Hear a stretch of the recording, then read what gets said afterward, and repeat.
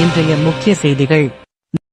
வீட்டுமனை பட்டா வழங்க கோரியும் பட்டா வழங்கிய பயனாளிகளுக்கு அளவீடு செய்து கொடுக்கும்படியும் சாலை மறியல் போராட்டம் நடத்திய கிராம மக்கள். கிருஷ்ணகிரி மாவட்டம் பர்கூர் தாலுகாவிற்கு உட்பட்ட செந்தாரப்பள்ளி கிராமத்தில் குடியிருந்து வரும் தகுதியுடைய பயனாளிகளுக்கு பட்டா வழங்க வலியுறுத்தியும் ஏற்கனவே பட்டா வழங்கிய பயனாளிகளுக்கு உரிய வீட்டுமனை பட்டாவை அளவீடு செய்து கொடுக்க வலியுறுத்தியும் செந்தாரப்பள்ளி கிராமத்தில் வசிக்கும் வீட்டுமனை இல்லாத பயனாளிகளுக்கு அதே கிராமத்தில் வீட்டுமனை பட்டா வழங்க ஆவணம் செய்ய வேண்டும் என வலியுறுத்தியும் சாலை மறியல் போராட்டம். கிருஷ்ணகிரி பாண்டிச்சேரி தேசிய நெடுஞ்சாலையில் சுமார் 12 மணி அளவில் மறியல் போராட்டத்தில் ஈடுபட்டனர். இதை அறிந்த பர்கூர் வட்டாட்சியர் திரு சின்னசாமி மற்றும் பர்கூர் டிஎஸ்பி திரு முத்துகிருஷ்ணன் மற்றும் RIVO மற்றும் கந்திகப்பம் காவல் நிலைய காவல் உதவி ஆய்வாளர் திரு பிரபு மற்றும் காவல் சிறப்பு உதவி ஆய்வாளர்கள் மற்றும் காவலர்கள் உடனடியாக சம்பவ இடத்திற்கு வந்து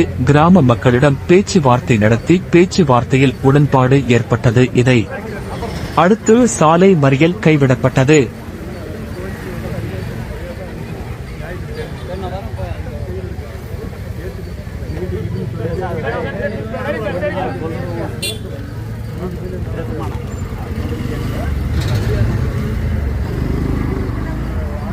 கிருஷ்ணகிரி நகராட்சி தலைவர் மீது நம்பிக்கை இல்லா தீர்மானத்தின் மீதான ஓட்டெடுப்பு இன்று நடைபெற்றது. இந்த ஓட்டு எடுப்பிற்கு மொத்தம் உள்ள 33 கவுன்சிலர்களின் 25 கவுன்சிலர்கள் திமுக கவுன்சிலர்கள். நகர் மன்ற தலைவர் மீது அதிருப்தியில் உள்ள கவுன்சிலர்கள் வந்த பஸ் கண்ணாடி உடைக்கப்பட்டது. மேலும் அதிமுகவை சார்ந்த ஒரு கவுன்சிலர் கடத்தப்பட்டதாக கூறி அதிமுக MLA அசோக்குமார் தர்ணா போராட்டத்தில் ஈடுபட்டார். இது கிருஷ்ணகிரி பகுதியில் பெரும் பரபரப்பை ஏற்படுத்தியுள்ளது.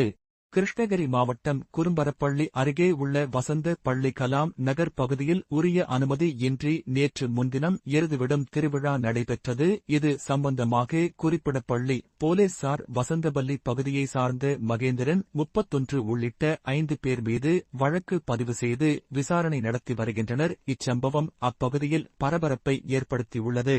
கிருஷ்ணகிரி மாவட்டம் போச்சம்பள்ளி தாலுகா மத்தூர் ராஜவீதியில் கழிவு நீர் கால்வாய் மிகவும் மோசமான நிலையில் புதர்கள் மண்டி கிடப்பதுடன் கழிவு நீர் வெளியே செல்லாமல் அடைப்பு ஏற்பட்டு மிகவும் துர்நாற்றம் வீசுகிறது. இப்பகுதியில் விஷ ஜந்துக்கள் நடமாட்டம் மிகவும் அதிக அளவில் நடமாடுகிறது.